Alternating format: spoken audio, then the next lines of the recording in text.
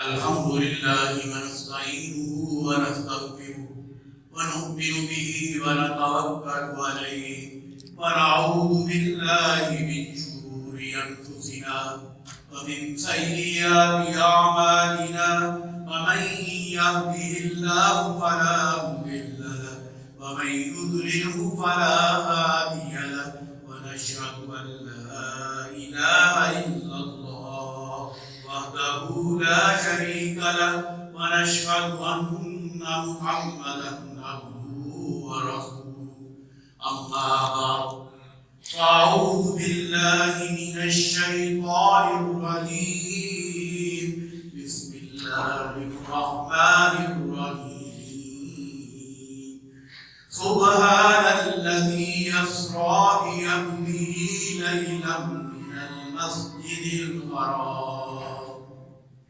إلى المسجد الأقصى الذي باركنا حوله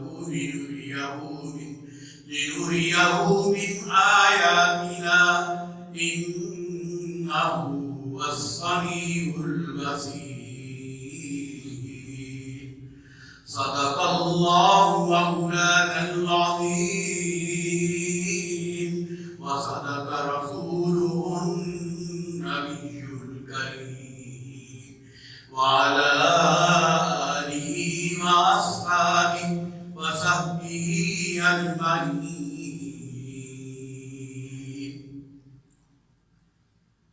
حاضرین محترم و خواتین اسلام، آج کے خطبہ جمعہ کا موضوع معجزہ معراج النبی صلی اللہ علیہ وسلم ہے. حرام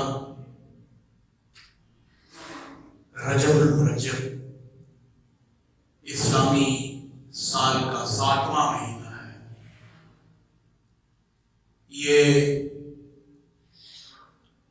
حرمت والے ان 4 مہینوں میں شامل ہے جن میں ذوالقعدہ، ذوالحجہ، محرم الحرام اور رجب المرجب اس میں شامل ہیں. یہ وہ مہینے ہیں جن میں فتنہ و فساد، قتل و غارت گری، لڑائی جھگڑا یہ زمانہ جاہلیت میں بھی مناتے ہیں. اگرچہ یہ فتنہ و فساد، لڑائی جھگڑے ہر مہینے میں منا ہے، لیکن خصوصاً ان مہینوں میں کفار بھی، جاہلیت کے زمانے میں بھی لوگ اس بات کی پابندی کیا کرتے تھے. حضرات، رجب جب شروع ہوتا تو نبی مہربان صلی اللہ علیہ وسلم ایک دعا فرماتے ہیں، بڑی مشہور دعا ہے، اللہم بارک لنا فی رجب وشعبان وبلغنا رمضان. اے اللہ، رجب اور شعبان کے مہینوں میں ہمیں برکت عطا فرما اور ماہ رمضان تک ہمیں پہنچا. گویا رمضان کی تیاری رجب سے شروع کر دی جاتی، اگرچہ اس کی کوئی الگ سے کوئی عبادت نہیں ہے، لیکن اس کی فضیلت اپنی جگہ پہ ہے کہ نبی مہربان صلی اللہ علیہ وسلم کو معراج اس مہینے میں ہوئی اور دوسری رمضان کی تیاری اس مہینے سے نبی صلی اللہ علیہ وسلم اس کا آغاز فرما دیتے ہیں. معجزہ معراج النبی صلی اللہ علیہ وسلم، معجزہ کیا ہے؟ معجزہ وہ حیرت انگیز بات ہے، معجزہ وہ ناممکن بات ہے جس کو ممکن بنا دیا جاتا ہے. معجزہ وہ خرق عادت ہے، معجزہ وہ واقعہ ہے جو خلاف عادت ہے اور جس کا ظہور انبیاء پہ ہوتا ہے. معجزے جو ہیں عام انسانوں پہ نہیں واقع ہوتے ہیں، یہ انبیاء پہ ہوتے ہیں. معجزہ کا مطلب ہے کہ عاجز کر دینا، مجبور مجبور کر دینا، حیرت زدہ کر دینا، ایسا واقعہ جس کی کوئی تجھی نہ ہو، جو اسباب کی دنیا میں بالعموم ایسے واقعات کا ظہور نہ ہوتا ہو، ان کو معجزہ کہتے ہیں۔ معراج النبی صلی اللہ علیہ وسلم کا واقعہ جو ہوا، تاریخ اور سال کے حوالے سے اس میں مختلف آراء ہیں۔ ایک رائے کے مطابق یہ نبوت کے 12ویں سال اور 27 رجب، جیسے آج 25 رجب ہے، آج سے 2 دن بعد 27 رجب، اس وقت نبی اکرم صلی اللہ علیہ وسلم کی عمر مبارک 51 سال 5 مہینے تھی۔ یہ وہ دور تھا کہ آپ کی زوجہ محترمہ، جو آپ کی پہلی زوجہ حضرت خدیجہ کبریٰ رضی اللہ تعالیٰ عنہا، ان کی وفات ہوئی۔ اس کے ساتھ جناب ابو طالب کی وفات ہوئی، جو آپ کے چچا تھے، جو آپ کے مشتبان تھے، جو ہر وقت آپ کا ساتھ دینے کے لیے ہر دم ہر لحظہ تیار رہتے تھے۔ گویا نبی صلی اللہ علیہ وسلم نے اس سال کو عام الحزن قرار دیا، کہ غم کا سال قرار دیا۔ وہ خاتون جو نبی اکرم صلی اللہ علیہ وسلم سے سب سے پہلے ایمان لے کر آئی، وہ اس دنیا سے چلی گئی۔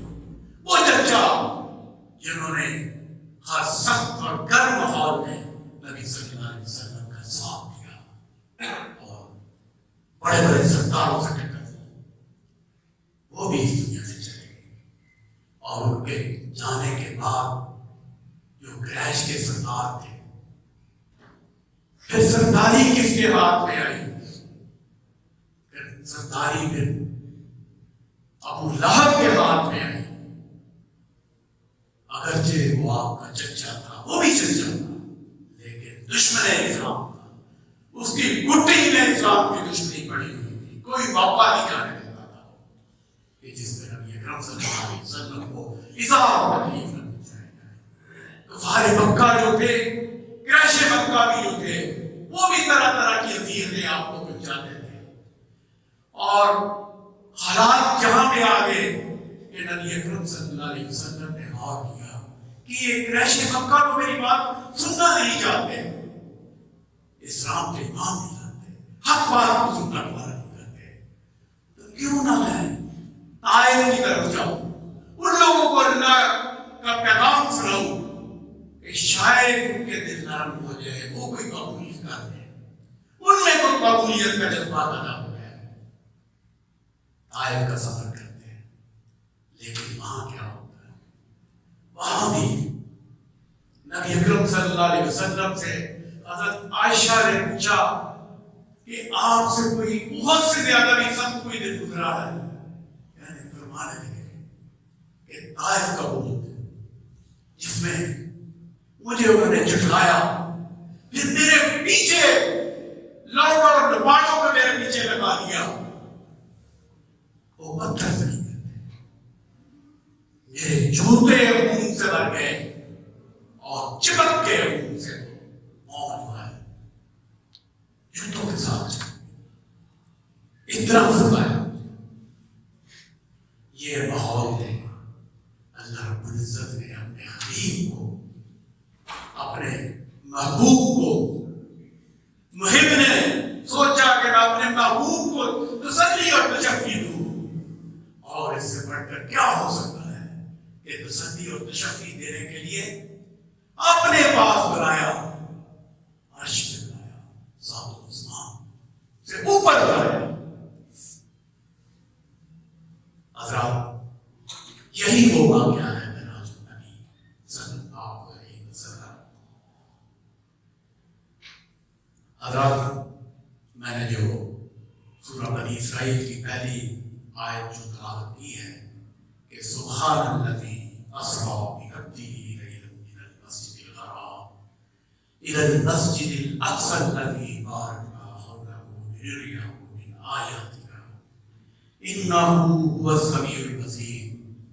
اس میں اللہ رب العزت ارشاد فرماتے ہیں کہ پاک ہے وہ ذات جو اپنے بندے کو راتوں رات مسجد حرام سے مسجد اقصی تک لے گئی، جس کے ماحول پر ہم نے برکتیں نازل کی ہیں تاکہ ہم انہیں کچھ نشانیاں دکھائیں. یقیناً اللہ سب کچھ سننے اور دیکھنے والا ہے. حضرات، یہ اس واقعے کے 3 مراحل ہیں. یہ سفر جو ہے 3 مرحلوں میں طے ہوتا ہے. بڑے جو 3 مراحل ہیں اس میں. نمبر 1، پہلا مرحلہ جو ہے وہ مسجد حرام سے لے کے مسجد اقصی تک کا سفر ہے. اس کو قرآن پاک میں اسراء کہا گیا ہے اور یہ سفر براق میں طے ہوا ہے.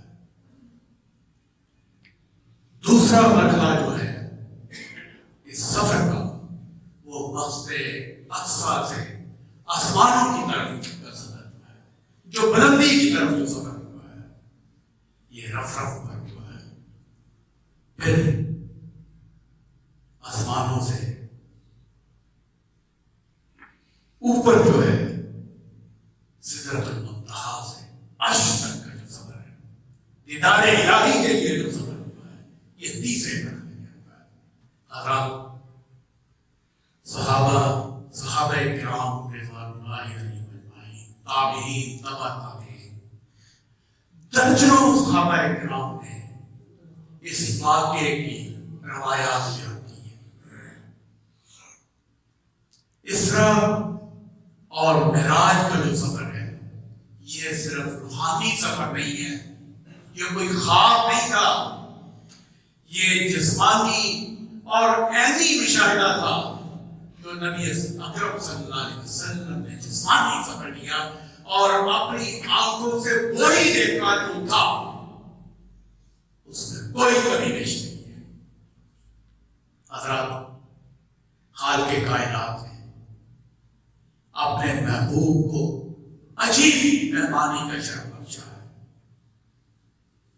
جو آج تک کسی انسان اور کسی فرشتے کو بھی نہیں بخشا. فرشتے بھی سدرۃ المنتہا سے آگے جبریل امین جو فرشتوں کے سردار ہیں، وہاں پہ پہنچ کر تو انہوں نے بھی کہا آگے تو میں نہیں جاؤں تو میرے پر چلتے ہیں، آگے میں نہیں جا سکتا. حضرات، اس واقعے کے بارے میں چند باتیں میں آپ کے سامنے رکھنا چاہوں گا. نبی کریم صلی اللہ علیہ وسلم اپنی چچا داد بہن حضرت ام ہانی رضی اللہ تعالیٰ عنہ کے گھر پہ تشریف فرما تھے، آرام فرما رہے تھے. عشاء کے بعد کا وقت ہے، رات کا وقت ہے. جناب جبریل امین ام ہانی کے گھر پہ آتے ہیں. ام ہانی کا گھر حرم کے اندر ہے. آج جو حرم کے جو دروازے ہیں ان کے اندر ہے. کہا جاتا ہے کہ باب عبدالعزیز سے آپ حرم میں داخل ہوں تو الٹے ہاتھ میں تھوڑا سا آگے جائیں تو ایک پلر جو ہے اس پہ الگ، باقی پلروں سے ایک الگ جو ہے اس پہ پتھر لگے ہوئے ہیں. وہ نشاندہی کرتے ہیں کہ اس مقام پہ ام ہانی کا گھر تھا. اس پہ جبریل امین تشریف لائے اس گھر میں. نبی اکرم صلی اللہ علیہ وسلم کو انہوں نے کے پاؤں کو انہوں نے دھوایا. نبی صلی اللہ علیہ وسلم اٹھے اور ان کو ساتھ لے کر خطیب جو خانہ کعبہ کا حصہ ہے وہاں لے گئے اور ساتھ جنت سے ایک سونے کا کشت، سونے کا تھال جس میں ایمان اور ہمت سے وہ بھرپور تھا وہ تھال وہ لیا اور نبی اکرم صلی اللہ علیہ وسلم کو لے کر حدیم میں چلے گئے. حدیم میں نبی اکرم صلی اللہ علیہ وسلم کے سینے کو یہاں سے انہوں نے بائی پاس ہوتا ہے. نبی اکرم صلی اللہ علیہ وسلم کے دل کو باہر نکالا اور اس کو آب زمزم سے دھویا. دھونے کے بعد اس کو پھر رکھا اور وہ جو تھال کو دھلائے تھے ایمان و حکمت کے موتی جو اس میں تھے وہ سارے کا سارا تھال جو ہے آپ کے سینے میں بھر کر وہ سینہ بند کر دیا. کوئی نشان نہیں پڑا. یہ اللہ کی حکمت تھی. آج جو جن کے ہوتے ہیں یہ بائی پاس ان کو دیکھیں وہ ساری عمر کے لیے نشان رہتے ہیں, ہمیشہ کے لیے رہتے ہیں. نبی صلی اللہ علیہ وسلم خود اپنی آنکھوں سے دیکھ رہے ہیں. یہ سارے سفر کا مشاہدہ نبی صلی اللہ علیہ وسلم اپنی آنکھوں سے کر رہے ہیں. جسم بھی چل رہا ہے, آنکھیں بھی دیکھ رہی ہیں. پھر وہاں پہ ایک چھپایا لایا جاتا ہے, براق, جو گدھے سے کچھ بڑا ہے اور خچر سے کچھ چھوٹا ہے, سفید رنگ کا ہے. اس پہ بٹھا کر اتنی تیزی سے چلتا ہے وہ براق, وہ جہاں تک اس کی نظر پہنچتی ہے اس کا اگلا قدم وہیں پہنچتا ہے. کہہ لیں آج ہمارے لیے یہ بات سمجھنا کوئی مشکل نہیں ہے, لیکن اس وقت 1450-1500 سال پہلے شاید یہ کچھ بات سمجھنا مشکل ہوتی. آج تو تیز رفتار چیزیں آ گئی ہیں جو روشنی سے بھی تیز چلنے والی چیزیں ہیں. آج انسان چاند پہ پہنچ گیا ہے, شٹل جاتی ہے تو آسمانوں سے اوپر نکل جاتی ہے. سائنس نے جو ترقی کی ہے اس دور میں یہ سمجھنا بات, اس دور میں جس کے پاس ایمان تھا صرف وہی سمجھا, جن کے پاس ایمان کی دولت نہیں تھی وہ نہیں سمجھ پائے. حضرات وہاں سے آپ نبی اکرم صلی اللہ علیہ وسلم بیت المقدس سے مسجد اقصی میں پہنچتے ہیں. وہاں پہ سارے انبیاء نبی صلی اللہ علیہ وسلم کے دربار میں کھڑے ہیں. سارے انبیاء اور جبریل امین نبی صلی اللہ علیہ وسلم کا ان انبیاء سے تعارف کراتے ہیں کہ یہ محمد رسول اللہ صلی اللہ علیہ وسلم ہے اور یہ خاتم النبیین ہے. گویا خط آپ کی ختم نبوت کا انعام بھی وہاں پہ دیا گیا, ختم نبوت کی مہر بھی وہاں پہ دی. یہ خاتم النبیین ہے. اگر کوئی نبی ہوتا, اگر یہ کبھی نہیں ہو سکتا کہ یہ آسمان پڑھ سکتا, نبی نہیں ہوئے پا سکتا. اگر کوئی ہوتا, کہنے والوں نے یہ نقطہ بتایا ہے, اگر کوئی ہوتا تو وہ وہاں پہ موجود ہوتا. جبریل امین نے نبی صلی اللہ علیہ وسلم کو آگے کیا اور آپ کی امامت میں نماز ادا کی گئی. امام الانبیاء, کم و بیش 1,24,000 جو ہے انبیاء جو ہیں وہاں پہ پیچھے نماز پڑھ رہے ہیں اور نبی اکرم صلی اللہ علیہ وسلم نے امامت کی. پھر وہاں سے آسمانوں کا سفر شروع ہوتا ہے. وہ سفر زمین کے دائرے سے. اب یہ عمودی سفر شروع ہوا ہے. کبھی آپ کو تیز رفتار جو لفٹ جو ہے وہاں پہ جانے کا کوئی موقع ملے. اتفاق سے مجھے ایک دفعہ 74 کی منزل پہ کمرہ ملا, تو وہ جو جب لفٹ جا رہی تھی ایسے ایسے جا رہی تھی تو پتہ چل رہا تھا. لیکن یہ آج کی لفٹیں وہ جو دور کی سیڑھیاں تھی جن سے جا رہے تھے صلی اللہ علیہ وسلم, یہ تو کچھ بھی نہیں. وہاں ان لفٹوں میں کان بند ہوتے ہیں, اتنی تیز رفتاری سے چلتے ہیں. لیکن وہاں کیا ہوگا؟ نبی صلی اللہ علیہ وسلم اپنی اصلی حالت کوئی اٹھے نہ سکتا. آج کوئی سفر کر سکتا ہے, کوئی جیٹ کے اوپر سفر کر سکے, ہوا کے پریشر سے ہی اس کا جسم پھٹ جائے گا. یہ نبی اکرم صلی اللہ علیہ وسلم کی شان ہے. وہ جا رہے ہیں, ساتویں آسمان پہ جا رہے ہیں. پہلے آسمان پہ پہنچتے ہیں جناب حضرت آدم علیہ السلام سے ملاقات ہوتی ہے. دوسرے آسمان پہ عیسیٰ علیہ السلام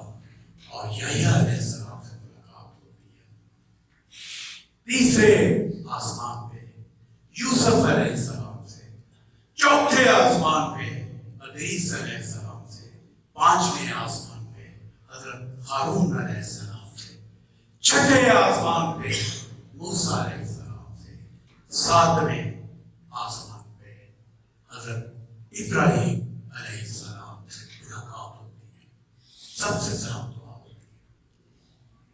اور جب 7ویں آسمان پہ پہنچتے ہیں تو آپ کے سامنے بیت المعمور، وہ جو کعبہ جو 7ویں آسمان کے اوپر ہے، وہ آپ کے سامنے ہوتا ہے۔ این یہ کعبہ جو کعبۃ اللہ ہے، جو مسجد الحرام میں ہے، اس کے این اوپر جس پہ 70,000 فرشتے روزانہ جس کا طواف کرتے ہیں اور وہاں عبادت کرتے ہیں، اور کسی ایک فرشتے کو بھی دوبارہ موقع نہیں ملتا۔ ہمیں تو موقع مل جاتا ہے، ہم جاتے ہیں تو طواف کرتے ہیں، بے شمار لوگ ہیں جن کو کئی دفعہ، لیکن وہاں پہ تو فرشتوں کو بھی دوبارہ موقع نہیں ملتا۔ جو ایک دفعہ آ گیا بس گیا، تو گئی بات، وہ آپ کے سامنے ہوتا ہے۔ حضرات پھر وہ سدرۃ المنتہا جو ہے، جس کو بیری کا درخت بھی کہا جاتا ہے، وہ یہاں کی بیری کا یہ ہمارے تصور میں نہیں آ سکتا، جس کے پتوں کے بارے میں بتایا، روایات میں آیا ہے، جس کے پتے جو ہیں وہ ہاتھی کے کانوں کے برابر ہیں، اور جس کا پھل جو ہے، جو بڑے بڑے بٹکے ہوتے ہیں، ان کے سائز کا پھل ہے، اور اس کی جڑوں میں 4 نہریں آتی ہیں۔ 2 نہریں جنت سے آ رہی ہیں جو باطنی ہیں، 2 ظاہری نہریں جو فرات اور نیل ہیں، دنیا کی نہریں ہیں۔ میں تھوڑا سا جلدی چلوں گا کہ وقت بھی بہت تھوڑا رہ گیا ہے کہ میں اپنی بات کو اختتام کروں، صرف اشارے کروں گا۔ نبی اکرم صلی اللہ علیہ وسلم کو اللہ رب العزت نے ایک سفر کے دوران 3 تحفے دیے ہیں، 3 تحفے۔ پہلا تحفہ نماز کا ہے۔ نماز کیا ہے؟ یہ اللہ اور انسانوں، اللہ کے ساتھ انسانوں کو جوڑنے کا ایک ذریعہ ہے، محض یہ کوئی اٹھک بیٹھک نہیں ہے۔ اللہ کے ساتھ تعلق جوڑنے کا نام ہے۔ اس کی تفصیل میں اگلے میرا ہے کہ میں اس موضوع پہ پورا خطبہ جو ہے نماز کے موضوع پہ ہو، انشاءاللہ لے گئی اس وقت یہ ہوگا۔ اور یہ نمازیں 50 تھی، اس کی تحقیق کر کے 5 کر دی گئی۔ آج جو ہم 5 ادا کرتے ہیں، ادائیگی ہم 5 کی کرتے ہیں، ثواب ہمیں 50 کا ملتا ہے۔ گویا ہم نیکی 1 کرتے ہیں، ثواب پر ہمیں 10 کا ملتا ہے۔ حضرات دوسرا تحفہ جو ہے وہ سورہ بقرہ کی آخری 2 آیات، آمن الرسول بما انزل الیہ من ربہ والمؤمنون سے لے کر آخر تک جو ہے یہ تحفہ۔ تیسرا تحفہ جو دیا گیا کہ شرک کے علاوہ تمام گناہوں کی معافی کا علاوہ، جو واحد ہے، جو شرک سے بچنے والا ہے، اس کو دوسرے گناہوں سے معافی دے دی گئی۔ اگر اس کو کہیں کوئی سزا ہوتی ہے تو وہ بڑی مختصر ہوگی۔ کافر اور مشرک جو ہیں وہ جہنم میں ہمیشہ ہمیشہ کے لیے رہیں گے۔ جو شرک نہیں کرتا اگرچہ گناہگار بھی ہے، وہ بڑے مختصر وقت میں اس کو اگر اس کو رہنا پڑا تو وہ مختصر وقت تک رہے گا، لیکن کافر اور مشرک جو ہے وہ ہمیشہ ہمیشہ کے لیے جنت میں رہے گا۔ اب اس سفر کا میں نے جو کہا کہ تیسرا مرحلہ جو ہے وہ بڑا مرحلہ، وہ دیدار الہی کا مرحلہ ہے، اللہ رب العزت کو کا دیدار ہے۔ آج محب جو ہے وہ اپنے محبوب کو بلا رہا ہے، اپنے پاس بلا رہا ہے۔ سدرۃ المنتہا جبریل لے کے آئے، جبریل نے کہا بس آگے تو میرے پر بھی چلتے ہیں یہاں سے جا کے۔ حتیٰ کہ بعض علماء نے یہ بیان بھی کیا ہے کہ جو ہر انسان کے ساتھ دو فرشتے ہوتے ہیں، دو فرشتے منکر و نکیر، جو انسانوں کا حساب کتاب لکھتے ہیں، ہر ایک کا لکھتے ہیں، وہ بھی آگے نہیں جا سکتے، وہ بھی وہی رہ گئے۔ وہاں پہ محب اور محبوب ہے۔ اللہ رب العزت کا سورہ نجم میں ارشاد ہے، ثم دنا فتدلی فکان قاب قوسین او ادنی۔ اللہ رب العزت کا ارشاد ہے، پھر وہ قریب آیا اور جھک پڑا، یہاں تک کہ دونوں کمانوں کے فاصلے کے برابر قریب آ گیا، بلکہ اس سے بھی زیادہ قریب۔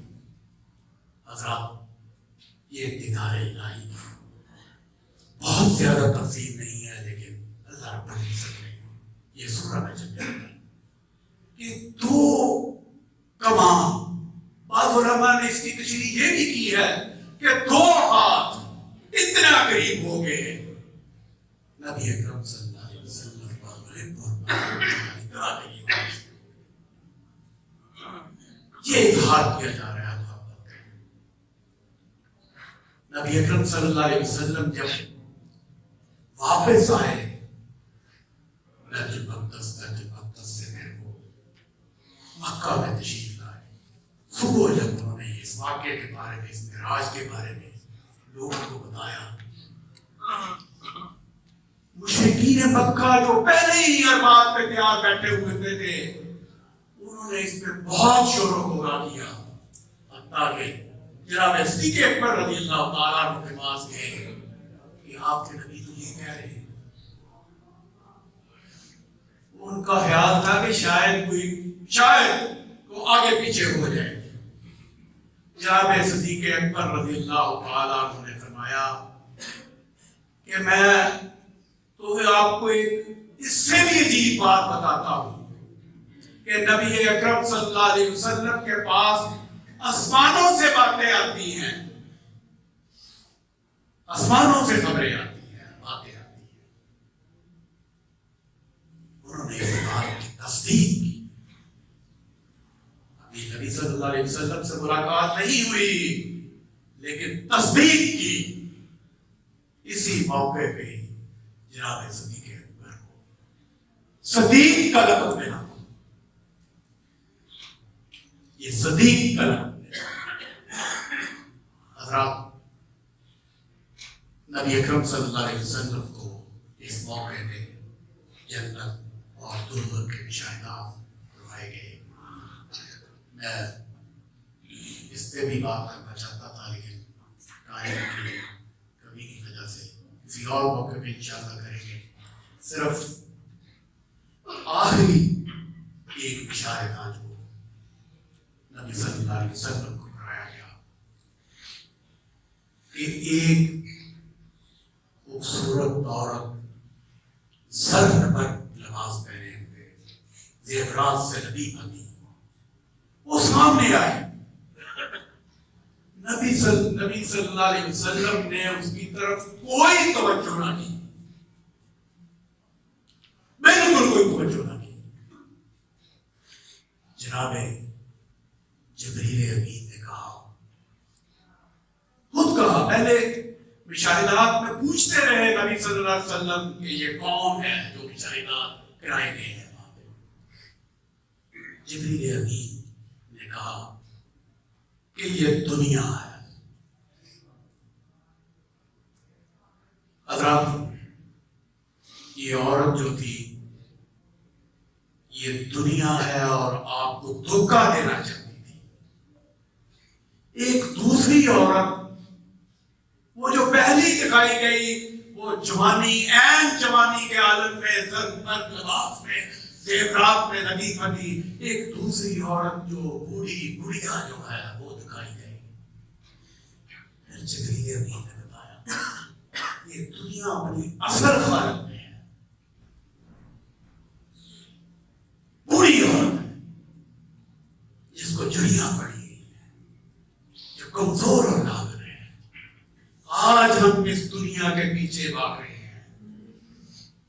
اسی دنیا کو حاصل کرنے کے لیے. نبی اکرم صلی اللہ علیہ وسلم نے اس کو ایک نظر دیکھا دوبارہ بھی نہ کیا اس دنیا کو. لیکن ہم ہیں کہ خلقان ہوئے جا رہے ہیں, اسی دنیا کے پیچھے بھاگے جا رہے ہیں. حضرات, اللہ کے حبیب کی یہ جو معجزہ ہے اس سے بھی بڑا ایک معجزہ ہے. یہ معجزہ ہے جو اس معجزے کو نہیں مانتا وہ کفر کا اظہار کرتا ہے, وہ کفر کرتا ہے. لیکن اس سے بڑا بھی ایک معجزہ ہے. وہ پوچھیے کون سا معجزہ ہے؟ وہ قرآن حکیم کا معجزہ ہے. وہ جو ہمارے ہاتھوں میں ہے آج, اس سے ہم اس معجزے کے ساتھ ہم کیا کریں گے؟ جس کے بارے میں حکم ہے اس کو پڑھو, اس کو سمجھو, اس پہ عمل کرو, اس کے نظام کے لیے جدوجہد کرو. آج ہم اس معجزے کے ساتھ بھی کون سا ساتھ کریں؟ ضرور غور کیجیے گا. ابھی کر سکتے ہو تو ابھی کرو, ابھی نہیں تو رات کو سونے کے وقت ضرور غور کیجیے گا کہ یہ جو معجزہ سب سے بڑا معجزہ قرآن پاک, قرآن حکیم ہمارے پاس, اس کے ساتھ ہمارا کیا سلوک ہے. الحمدللہ.